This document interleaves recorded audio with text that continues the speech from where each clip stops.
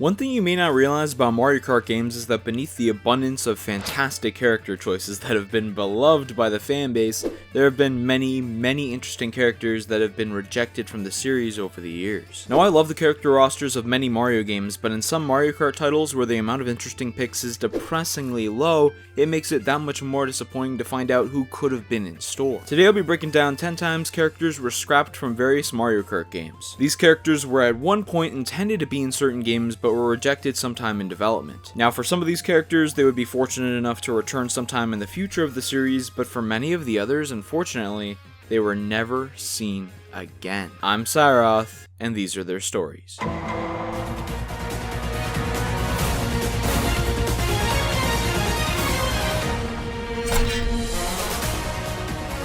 We're going to be jumping around from game to game today, so should we start with the first Mario Kart? Well, there isn't really any publicly known rejected characters from that game, so how about the most recent Mario Kart? Actually, I'm not talking about this one, I don't care. I want to forget it exists, if anything. You know what, let's just go with the game that has one of the most interesting scrapped characters within it. The first character today is Donkey Kong Jr. from Mario Kart Double Dash. Now, I'm sure some people watching this may not have even heard of this guy because of, oh, I don't know, how about the fact that he hasn't been a playable character in anything for around 20 years now? And no, I don't care about that Mario Maker costume. Now, for those of you who have heard of Donkey Kong Jr., it may have been from recent cameos like the one that I just name dropped, spirits, trophies, and the like in the Super Smash Bros. Series, or you may have actually played some of the games involving him, as he used to be a pretty prominent character in the series, being Donkey Kong's son after all. He was even playable in the first Mario Kart when there were only 8 characters, so yeah, this former significance cannot be understated. So what happened here? Why was DK Jr. not included in Double Dash when he would have obviously fit well as a partner to his father? Well, in short,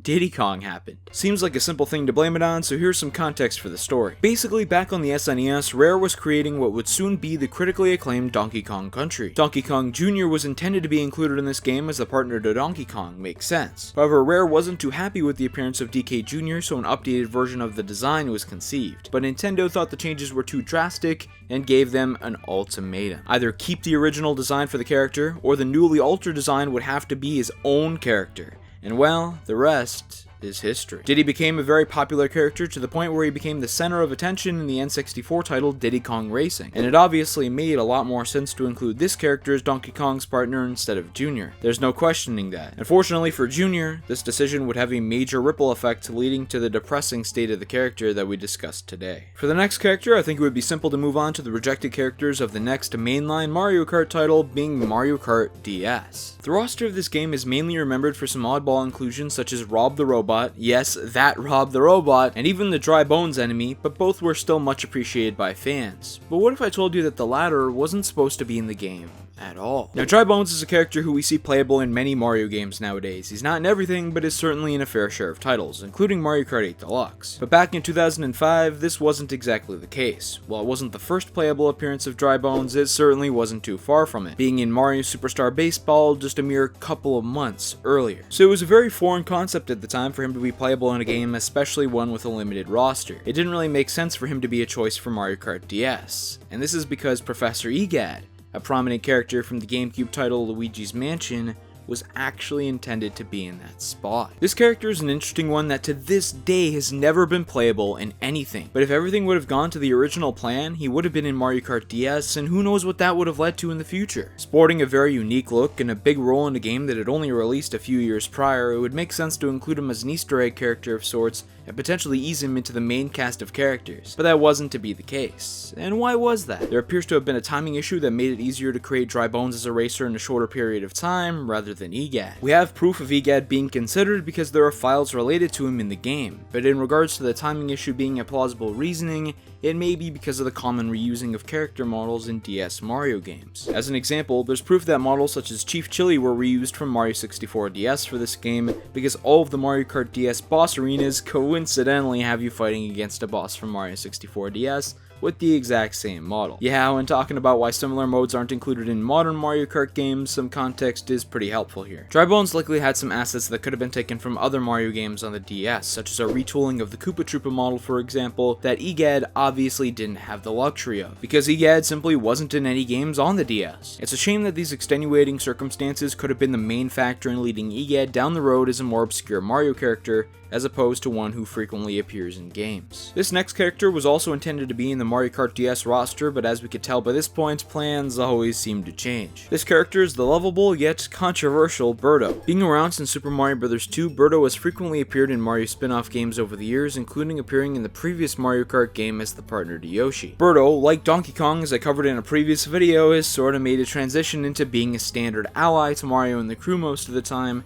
rather than being an antagonist. With Birdo having a fairly prominent role in the series though, why wasn't she carried over to the roster of Mario Kart DS? It made sense to do so, even more sense than including a character like Dry Bones at the time, but a similar situation to egad seems to have happened here. According to Source Gaming, Birdo was intended to be in the roster, but either due to timing or a lack of file space was omitted from the game. Unlike the egad and Dry Bones scenario, Birdo doesn't seem to have been explicitly replaced by any character specifically, which may lend credence to the idea that there were originally going to be many more characters planned for the roster, rather than the relatively low total of 12 that we ended up with. And as we'll discuss in a little bit, maybe the number was intended to be 14. But we're getting ahead of ourselves a little bit. Let's touch more on Birdo's absence. While the storage size of the game may have been an issue, if Nintendo was really desperate, they could have printed the game onto DS cartridges with higher storage capacity instead of using the ones that they ended up going with. While it may have been a big inconvenience, it still likely would have been possible. Time is a different beast to tackle though. This game released in November of 2005, and having a big holiday blockbuster around that time period is instrumental to the success of Nintendo. Mario Kart DS would probably have done well anytime that it released, but the sales would definitely be amplified around the holiday season, as with everything else. And there was obviously going to be a lot of pressure to get it done in time because of that. There was at least enough time to swap the egad idea for somebody else, but Birdo couldn't be saved. At least she would appear in many titles going forward though, so not much harm was done. Up next, we have the final character who has been publicly rejected from Mario Kart DS, being the Shy Guy. Now I know what some of you may be thinking. Shy Guy is actually playable in Mario Kart DS. Yes, I understand that,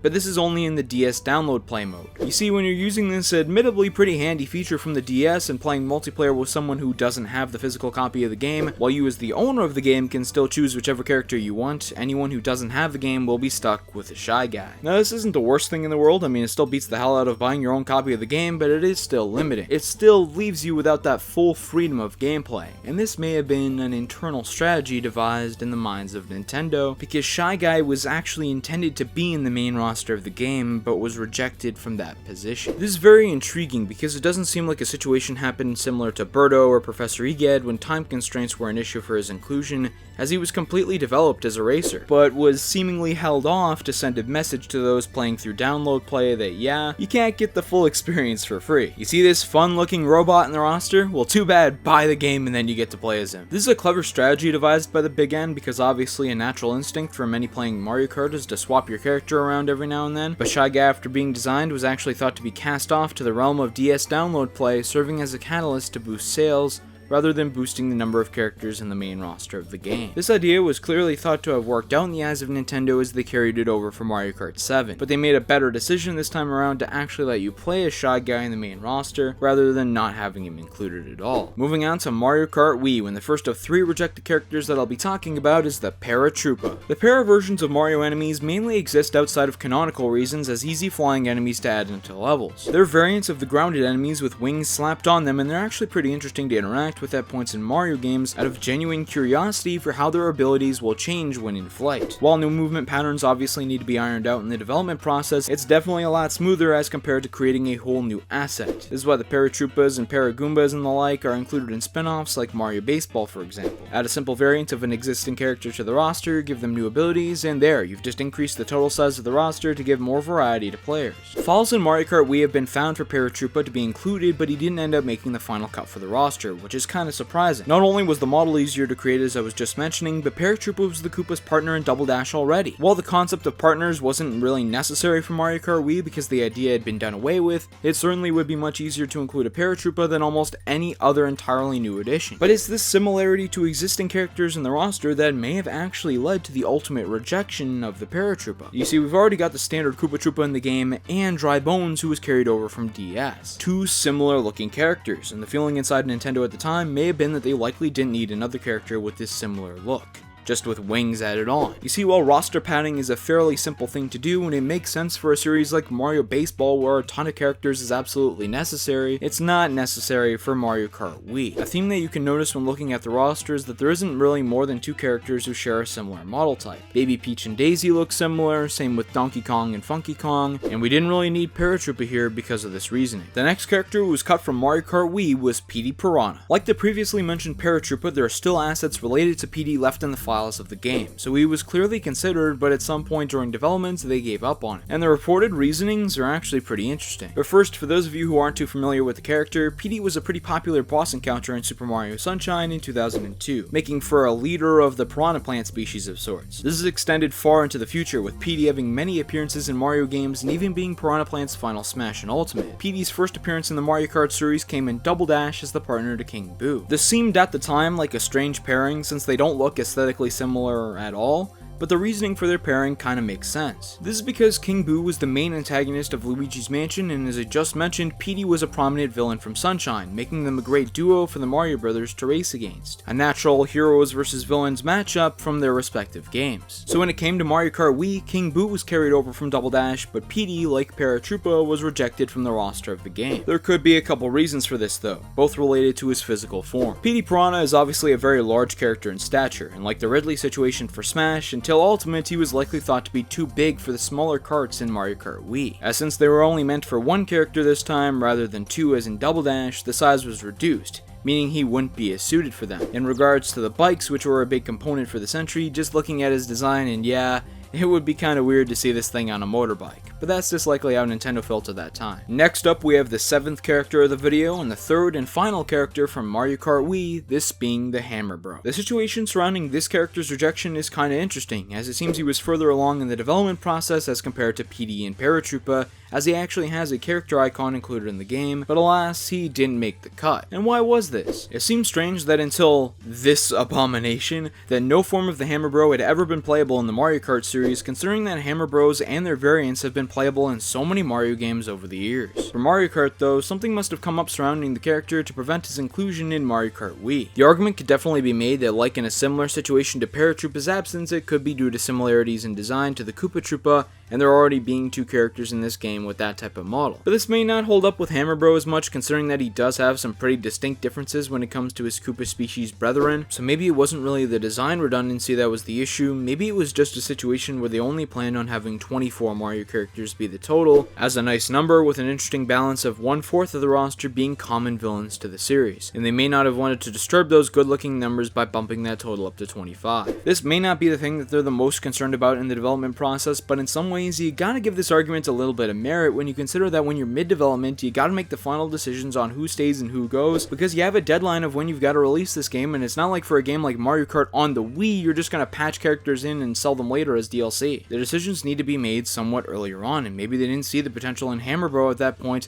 which makes sense because they didn't put him into one of these games until this year. Regardless of the exact reasoning, we do know that it's along these lines, and it eventually worked out for the bro enemies in the end. Moving on to the 8th character of the video, which happens to come from the 7th main entry in the series, Mario Kart 7. This game is a weird roster of characters to say the least, and there's only one publicly rejected character that I know a lot of people will get upset about, this being Waluigi. Man, I don't know if there's another character that I see as many memes of, as well as general support in the fanbase than Waluigi. He's incredibly unique looking and has a reputation of getting cast aside in some big situations, which leads to his underdog role in the eyes of the fanbase. Examples of these rejections include the prominent ones in the Super Smash Bros. Franchise being suppressed to the assist trophy role, and the one that I'm going to talk about today, Waluigi not being included in Mario Kart 7. In terms of the level of atrocities Nintendo could have committed to the Mario fanbase when releasing a new Mario Kart game, aside from making you pay money for characters, this is one of the next biggest things on the list, removing an established fan favorite. Like the previously mentioned Mario Kart DS, Mario Kart 7 doesn't boast a big roster, with there only being 16 characters this time around. There's some pretty standard characters until you get down here, and yeah, this is kind of weird. First, with Metal Mario's inclusion. It's again the cheap model reuse, but it didn't get that bad until they started doing this multiple times in Mario Kart 8. Wiggler was kind of a weird pick, but hey, they've been prominently featured as a character in the series as both an enemy and a character you can befriend for a long time. And then you have the Honey Queen from Mario Galaxy. Yeah. Her inclusion makes me question Nintendo's reasoning of Petey Piranha being too big to include in Mario Kart Wii, and she wasn't really a popular character, only being present in the Galaxy games prior to that, but hey, I guess when Rob gets in, it's not that out of the question, right? Fans at the time weren't happy about this pick though. Many saw this character as the replacement for Waluigi, and took their anger out for him not being in the game on her. This may be the case, as the stated reasoning for Wa's absence was a lack of time, and I get the argument that he should have been prioritized over a character like this one, but from Nintendo's perspective at the time, maybe they thought that Honey Queen would have been a more unique attraction to get people to play the game. Buy Mario Kart 7 and you get to play as this character from Galaxy, a never before seen playable character in the series. And Waluigi, while a fan favorite in their minds, wouldn't be an incentive for people to buy the game in that vein. This obviously didn't turn out to be true though, and Waluigi would be brought back in the very next entry in the series. Hey, at least we got Waluigi Pinball in Mario Kart 7 though. Moving on to the next big entry in the series, the best-selling game on the Wii U, Mario Kart 8. This one gave us a bunch of new characters, some that were pretty interesting and some that were,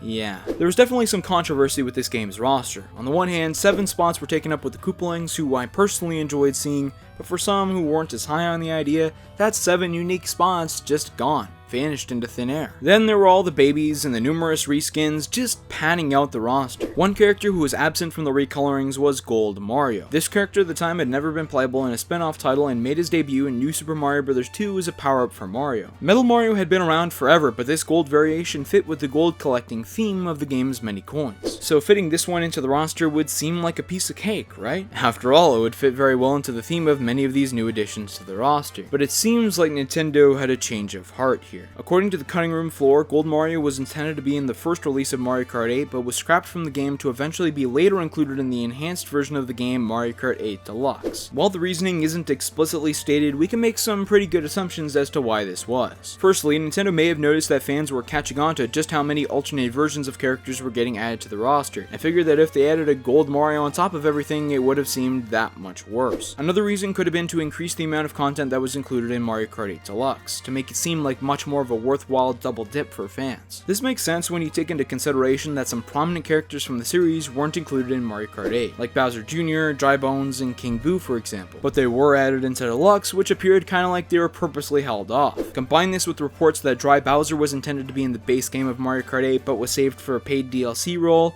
naughty move there by Nintendo, and you have a pretty good idea on what they were going for with their plans for the future. At the time, they likely had an idea of a new console coming just 3 years later due to the poor Wii U sales, and they likely had to meticulously plan out what would be included in the base game, what would be included as DLC, and what would be added in the future beyond that. Gold Mario, unfortunately, I guess, had to be rejected because of that. Moving on to the last character of the video today, and I saved this one for last because I like to think of this character as the Geno of sorts for the Mario Kart series. Geno has reportedly been considered for multiple entries in the Smash series. Multiple entries? There's only 5. Being up for contention multiple times is a big deal, but Mario Kart is a character in that same vein, considered all the way back for Mario Kart 64 and for Mario Kart 8. This is Kamek. Being the main identifiable character for the Magikoopa species that's been around for a long time, it's quite a shame that he never got his chance to be in Mario Kart despite being considered twice. It seemed like a really close inclusion for Kamek back in Mario Kart 64, considering that there's a public pre-release screenshot of him in the roster, but he was then replaced with Donkey Kong. Now, I'm not going to try and make an argument that Kamek deserved to be in the game more than DK or anything of the sort. Donkey Kong is a significantly more iconic character that will help Nintendo sell more copies of the game, but Kamek being cut here led to a tremendously long period of time until he was finally considered for the series again, making me believe that there was some kind of personal issue related to the character that led to Nintendo specifically disregarding him from this spin-off series. I mean, after being scrapped from Mario Kart 64, the Magikoopas would go on to appear in many different Mario spin-off games as playable characters, so devising a playable version of one in general doesn't seem to be the issue, it may just be Mario Kart specific. Do you not see this character as a race car driver? Well, maybe not at first glance, but then you consider that a floating ghost who doesn't even touch the seat of the vehicle is now practically a staple in the series, so making that argument is kinda weak. But there was a second chance for Kamek though. The major significant situation with this character's rejection is because there's a Magikoopa emblem in the files of Mario Kart 8, implying that this character was at one point intended to be playable, just like in 64, but was disregarded at one point or another. The reasoning for this can vary. It may have been due to time constraints like we've talked about today,